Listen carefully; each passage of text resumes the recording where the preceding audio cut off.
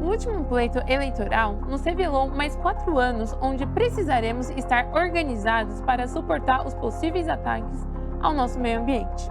O Brasil levou para o segundo turno 2 propostas antagônicas para nossas florestas e biomas. Essa eleição vai ser decisiva para entender se vamos frear o desmatamento ou vamos abrir mão da nossa fauna e flora para criar gado e plantar soja e milho. O resultado final dessas eleições presidenciais vai dizer qual projeto ambiental queremos para o Brasil. Indica se cruzaremos ou não o ponto de não retorno das nossas florestas. A formação do Congresso e Senado indica que, independente de quem vença as eleições para presidente, a luta pela preservação do meio ambiente será árdua e precisará da força de todos. Será mais do que necessário o fortalecimento dos povos indígenas para que continuem com o trabalho de defesa das nossas florestas. Tem Clima para Isso é uma colaboração entre a TVT e a agência Alma Preta Jornalismo. O mundo precisa de mudanças e eu quero saber, a gente tem clima para isso? Vamos discutir os impactos da crise climática no cotidiano da população no contexto rural e urbano, sempre com um convidado especial. Temos um encontro marcado aqui na TVT toda semana e também nos canais do YouTube da Alma Preta e da TVT. Os endereços estão aí embaixo na sua tela. Para a nossa conversa de hoje, Yaponã Guajajara, do povo indígena Guajajara, da terra indígena Araribóia, no Maranhão. Estudante de Publicidade e Propaganda pela Universidade Federal de Goiás, integrante do coletivo de comunicação Mídia Índia e colaborador da PIB, Articulação dos Povos Indígenas do Brasil. Oi, Yaponã, seja muito bem-vindo. Oi, Amanda. Primeiramente, muito obrigado pelo convite. Muito obrigado pelo convite também do TBT, porque é muito importante a gente pautar sobre as crises climáticas e o TBT sempre está mostrando esse lado, né? E é muito importante a gente ter um protagonista, ser protagonista da nossa própria história e ter um indígena aqui falando sobre isso é muito importante. Muito obrigado.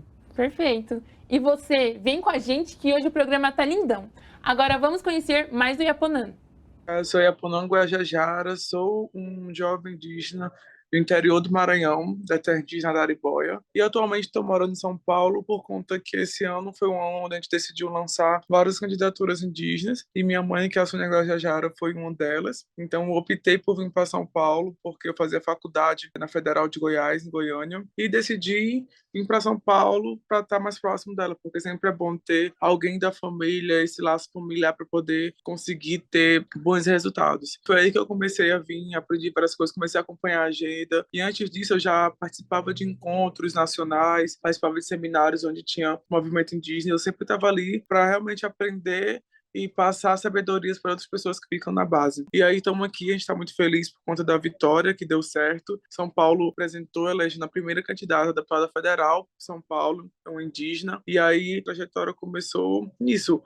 Foi eu vendo o dever que eu tenho como filho de uma liderança, seguir o mesmo rumo, seguir as mesmas trajetórias e ter as mesmas ideologias. Eu optei entrar na comunicação porque desde muito novo eu sempre gostei da área de mídia, sempre gostei muito de comunicar. E aí, fora isso, eu sempre gostei muito de fazer vídeos no Instagram, de mostrar meu dia a dia, de mostrar a luta, de mostrar as agendas que minha mãe vai, que eu tô acompanhando. Eu sempre gostei muito de mostrar isso.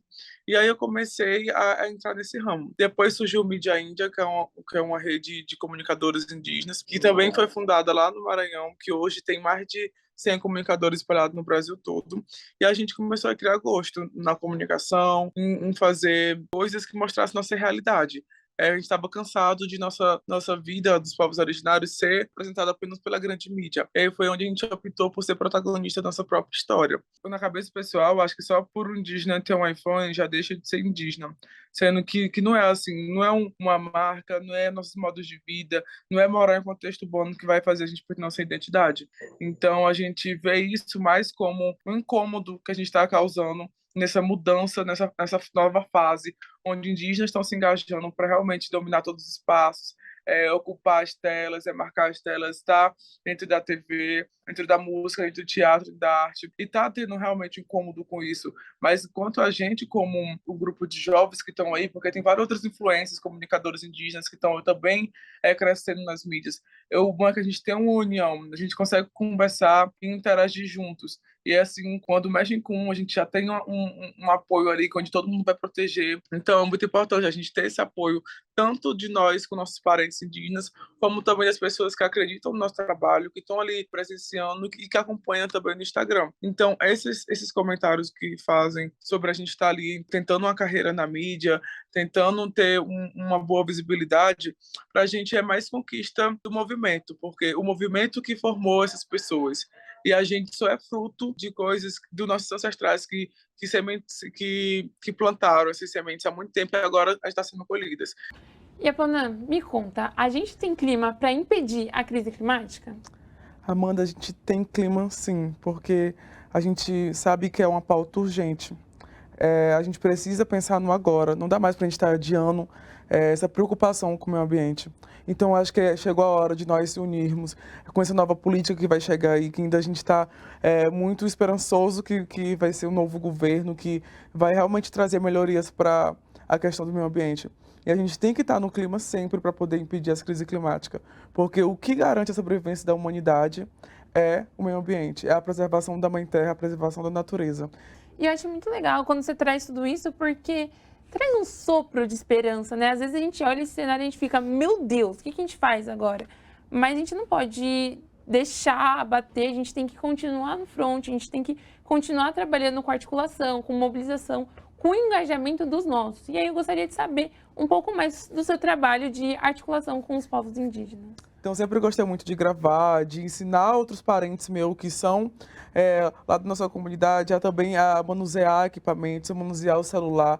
Já dei várias oficinas, como se manter no Instagram, como criar conteúdo, como mostrar o nosso dia a dia dentro da comunidade. Levei pautas importantes, como também a pauta do meio ambiente. Então, acho que é mais um trabalho de formação. Acho que tudo é isso que eu estou adquirindo, tanto dentro da faculdade, eu acho que é dever meu, colher tudo isso na minha cabeça e levar para outras cabeças, para poder também a gente se juntar e ter mais pessoas com vozes, porque nós, povos indígenas, precisamos ser protagonistas da nossa própria história. Sim. Não dá mais para a gente sempre ser lembrado pelos livros de história que tem nas escolas. A gente quer ser protagonista e mostrar, de fato, a realidade do que está acontecendo dentro das comunidades. E o único fato para poder as pessoas saberem da realidade é tendo indígenas comunicadores, influencers, indígenas na luta, mostrando, de fato, a veracidade de tudo isso que acontece. E aí a gente estava muito cansado de sempre a grande mídia falar pela gente. Então agora que a gente criou o Mídia Índia, que é uma plataforma de comunicação onde mostra o dia a dia, as notícias, tanto as boas como as ruins, de dentro das comunidades. Então a gente está sendo protagonista de nossa própria história. E isso é super importante para a gente poder manter essa união entre os povos indígenas e garantir que é a resistência do nosso povo. Boa, perfeito. E isso que você traz é essencial quando a gente quer trazer narrativas decolonizadas, né? Porque por muito tempo a gente escutou a história de quem venceu. Quem venceu? O homem branco. Então, o homem branco falou, eu descobri o Brasil. O Brasil não foi descoberto, o Brasil foi invadido. E quando a gente tem essa oportunidade de ter um microfone, de ter esse espaço de fala, que sempre foi nosso, mas não foi tomado. Então, fazer essa reconquista, essa retomada, exatamente, é muito forte.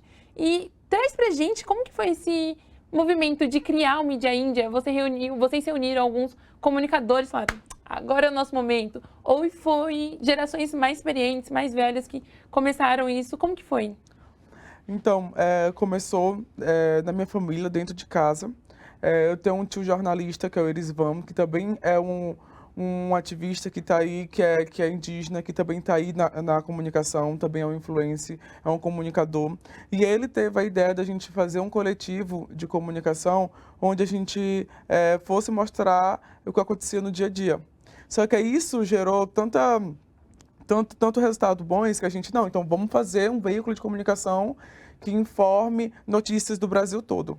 E aí a gente criou isso dentro da terra indígena Araribóia, no Maranhão, essa ideia. Juntamos com outros povos, que só era o Guajajara, e aí começou com os Guajajara, fizemos uma formação com o povo Cricati lá do Maranhão, e aí foi crescendo. Quando a gente se espantou, já tinha mais de 100 comunicadores espalhados pelo Brasil. Uau. e a maioria voluntária, tipo assim, sem fins lucrativos, era mais para a gente colaborar com a causa indígena. E aí cresceu de uma forma que hoje a gente está com mais de 100 mil seguidores no Instagram. E aí a gente, uns 200 mil seguidores no Instagram. Já manda arroba aí pra galera seguir. A gente @Mídia Índia Oficial. A gente publica conteúdo lá em tempo real sobre tudo o que está acontecendo. Sobre notícias, como política, como a candidatura que a gente teve esse ano, que era a bancada do COCA, onde a gente queria eleger deputados federais e estaduais em todo o Brasil, por estado. E a gente conseguiu eleger duas dessa bancada do COCA, que foi a Celeste Acriabá, em Minas Gerais, e a Sônia Guajajara, aqui em São Paulo, que é a minha mãe, foi eleita com 160 mil votos. É muito importante porque a gente não tinha noção, porque a gente saiu do Maranhão para vir se candidatar aqui. Mas por que São Paulo? A gente fica se perguntando por que São Paulo? Porque a gente sabe que São Paulo é onde é o centro de muitas coisas. E lá no Maranhão ainda é muito difícil eleger uma candidatura indígena. Lá o pessoal ainda tem um pouco desse preconceito, como se nós era pra gente só ficar dentro da aldeia e não ter voz em nada. E aqui em São Paulo não, a gente viu que as pessoas queriam saber mais, se preocupou com o meio ambiente. E para que é melhor ter uma indígena mulher defendendo o meio ambiente, que tá ali, cresceu ali dentro da floresta. E é muito importante. Então, esse coletivo ajuda a transparecer essas informações, a veracidade do assunto. E aí a gente está muito feliz porque a gente conseguiu essa vitória, porque para a gente já foi um momento muito histórico, porque a gente só tinha uma, que era a Joênio Wapichana, no Congresso Nacional, e o Mário Juruna, há muito tempo atrás, e agora ter duas mulheres lá no Congresso vai fazer muita diferença para nós, povos indígenas. Eu acho que realmente está na hora da gente aldear a política. Eu gostaria de te escutar, o que você espera desse novo governo? A gente sabe que a gente tem lideranças importantes que se colocaram, como a sua mãe, Sônia Guajajara, mas a gente também tem outras lideranças que representam uma velha política, que tem pensamentos mais conservadores e que vão contra o que a gente defende, que é a valorização da vida. Então, o que você espera desse novo governo? Como que você lê esses próximos passos? O Bolsonaro, o presidente, no seu primeiro dia de mandato, falou que não demarcaria 1 centímetro de terra para indígena. 1 centímetro. Então, a gente já declarou uma guerra contra os povos indígenas ali, né? E aí foi muito preocupante porque a gente teve essa declaração de guerra com os povos indígenas, e aí teve muito genocídio, teve muito massacre. Enquanto o atual presidente fez esse pedido de guerra com os povos indígenas, o nosso candidato, que é o Lula, falou que no seu governo, caso ganhe, vai lançar um ministério indígena, onde os indígenas vão poder ser porta-voz de suas próprias escolhas, suas tomadas de decisões. Mas é isso, o governo pode entrar e sair, mas a gente sempre vai estar na luta, a gente sempre vai estar cobrando por mais espaços, a gente sempre vai estar querendo que realmente abra o olho para as causas indígenas, porque nós, os indígenas, é o que garantimos a sobrevivência da terra. E sem demarcação de terra, sem a sobrevivência da floresta viva, não vai ter mais ar puro para respirar. O povo aqui de São Paulo acha que a água que a gente bebe aqui nasce na caixa d'água, nasce na torneira. E não é. A água que tem aqui hoje são dos rios voadores que vêm lá da Amazônia nas chuvas de verão. Sim. E aí a gente precisa garantir que lá continua com esse ciclo até chegar até aqui para poder abastecer a Serra da Cantareira, onde tem o maior índice de distribuição de água aqui em São Paulo. E é muito importante a gente cobrar do governo que tem um olhar mais generoso para nós, povos indígenas. Então, o que a gente espera é que a gente consiga ter um diálogo melhor com esse atual governo, porque com o atual presidente, realmente, a gente não teve nenhum diálogo, foi só guerra, guerra, guerra, e a gente tentava ter uma conversa, pelo menos, para poder eles zelar meio com a paz, porque os povos madeireiros que invadiam terra, os garimpeiros, achavam, Bolsonaro ganhou, a terra vai ser nossa, vamos invadir. E não é isso, não é, território demarcado é nosso, e a gente tem que garantir ele vivo. E o diálogo, ele é a base, né, para que a gente consiga pensar em construções que vão ser benéficas para todo mundo. Gente, a gente vai fazer uma rápida parada. No próximo bloco, vamos continuar esse papo. Não saia daí.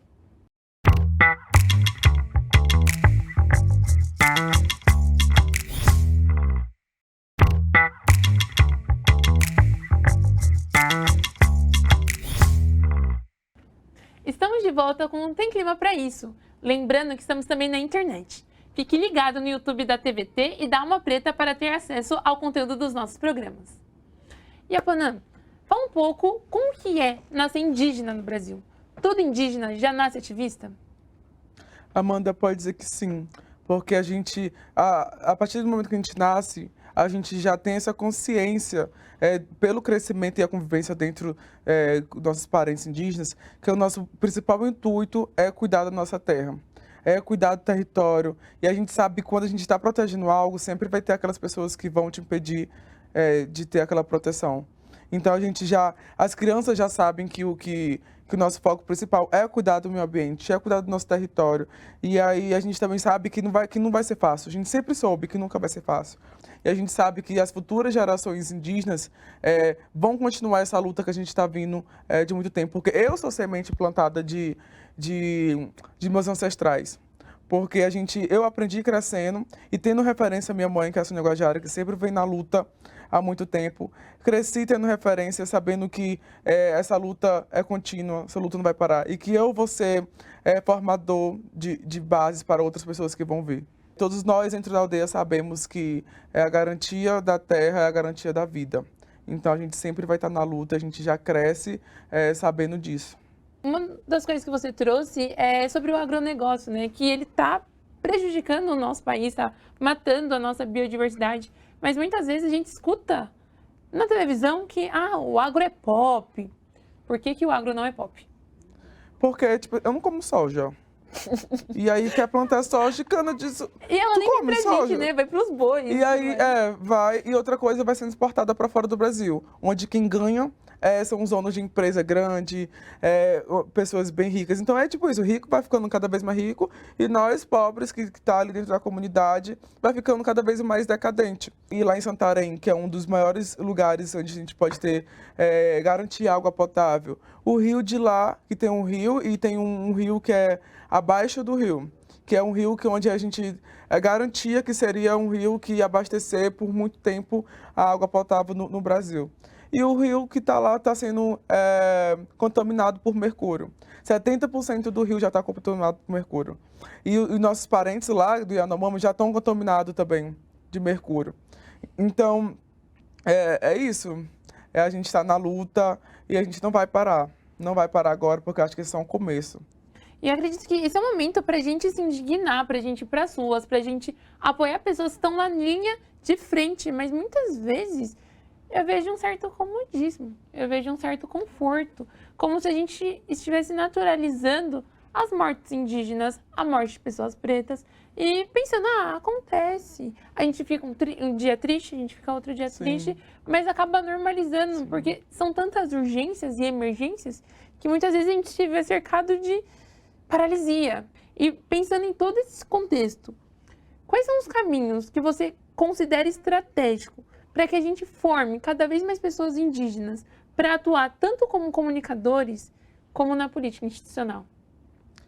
Eu acho que o principal motivo é a gente conseguir formar pessoas. Quanto mais pessoas formadas na luta, na militância, saber o que é militar, saber o que é lutar dentro de uma rua, do que é ir para as manifestações públicas, do que é ocupar os lugares, de ir para encontros, de participar de seminários. Eu acho que isso acaba tendo essa geração de novas pessoas para poder engajar e trazer para a gente. Porque eu vou me sentir muito privilegiado por já ser filho da minha mãe. Mas tem gente dentro da minha comunidade que não tem contato nenhum com cidade grande, que tem a mesma capacidade que eu tenho de estar aqui falando, de ser comunicativo, de saberes, tanto saberes tradicionais, que as pessoas acho que têm muito que aprender com os saberes tradicionais ainda. Ainda mais para poder manter a floresta em pé, manter a Amazônia em pé, e garantir uma nova forma de política. Perfeito, perfeito. A gente volta daqui a pouco com o último bloco do Tem Clima Pra Isso.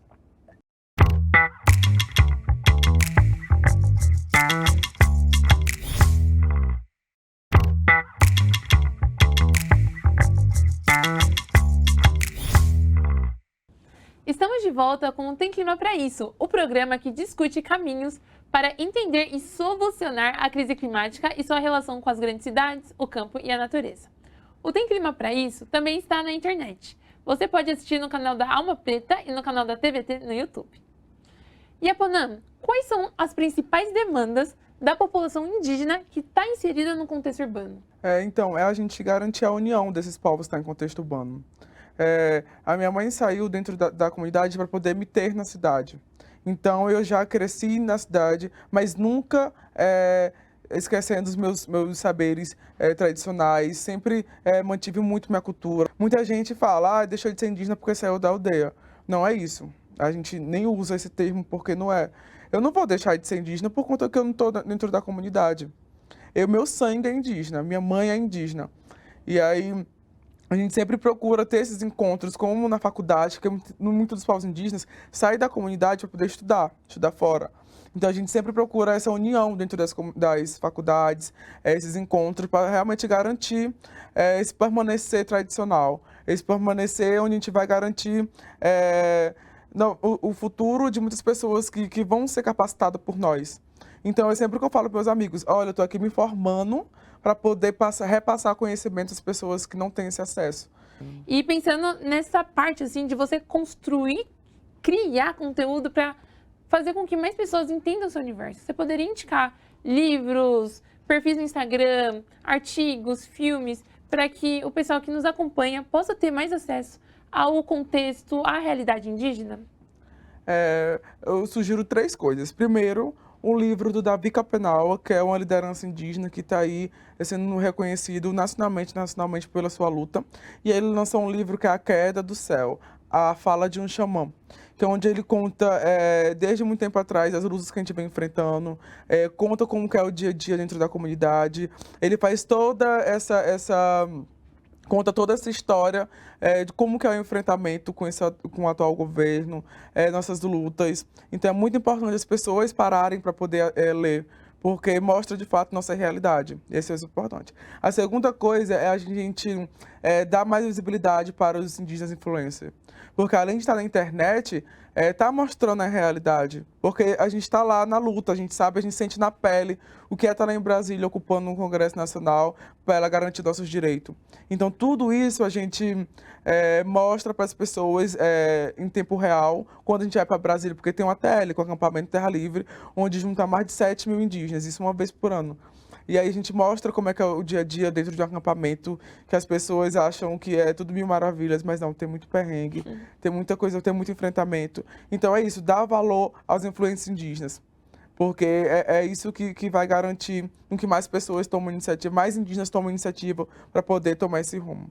Alguns perfis que eu indico é do Tucumã Pataxó, da Samila Sataré Maué, da Lídia Guajajara, estava até com ela esses dias, né, que é minha prima. Querida. E aí, eu tive a sorte que na minha família tem, tipo assim, uns 5 comunicadores influentes indígenas. Então, dá valor a esse trabalho, porque não é fácil. E aí, tipo, é sem fins lucrativos, né? A gente não quer lucrar com nada, a gente só quer mostrar nossa história, mostrar nossa sobrevivência, porque pra gente é sobreviver. O que a gente passa hoje é sobrevivência. E o terceiro ponto é sugerir que vocês sigam o Mídia Índia, que é o perfil oficial de informações de pautas indígenas no Brasil. E minha rede também, gente, @iaponabis. Gente, sigam ele é incrível, produz conteúdo maravilhosamente. A gente precisa dar palco para quem realmente está na frente. Não é apenas um like, mas é a sobrevivência. Não apenas de uma pessoa, mas de um povo. E, para finalizar, tem uma pergunta que é a pergunta do coração. Então, você tem que responder com a primeira coisa que vem do seu coração. Não pode pensar muito. Que presente você deixa para o presente? Eu acho que esperança. Eu acho que a gente precisa ter esperança que os tempos ruins vão passar. E garantir, eu acho que um novo modelo de governo, um novo modelo de dialogar com as pessoas. Um governo que não governa em favor da família, de patriota. Eu quero um governo que seja a favor do povo, onde dá voz para o povo, onde as pessoas consigam dialogar e falar as suas certezas e incertezas. E o governo, o presidente, ouvir e saber o que a gente passa. Muitas pessoas que vivem numa bolha não sabem que nós, povos indígenas, passamos dentro da comunidade. Escola sem comida, pessoas com fome. 23 milhões de pessoas estão passando fome hoje. E a metade dela é da população indígena. E a gente sabe que não é fácil, mas a gente está aí na luta, a gente não vai parar agora. Então, acho que a palavra que vem do meu coração hoje é pensar no esperançar de de dias melhores, né? É isso. Boa, muito bom. Quero te agradecer por ter vindo pra Obrigado. cá. Essa conversa foi incrível. Obrigado. E o que eu quero do meu coração é que a sua voz, sua luta, sua trajetória reverbere e ecoe para que cada vez mais pessoas possam apoiar, possam se tornar aliados da causa indígena. Também quero agradecer você que nos acompanhou até aqui, até esse momento, nessa conversa tão profunda e tão importante. Não deixa que isso vire apenas um conhecimento pontual, mas sigam o Iaponã, acompanhem o nosso programa no YouTube, tenha acesso a esse universo que é muito rico, muito profundo e a gente precisa que chegue cada vez em mais pessoas. Lembrando que o conteúdo desse programa estará disponível no YouTube da Alma Preta e da TVT. Compartilhe com sua família, seus amigos, aquele crush climático e contribua para o debate sobre a crise climática global. Esse foi o Tem Clima Pra Isso. Tchau, gente!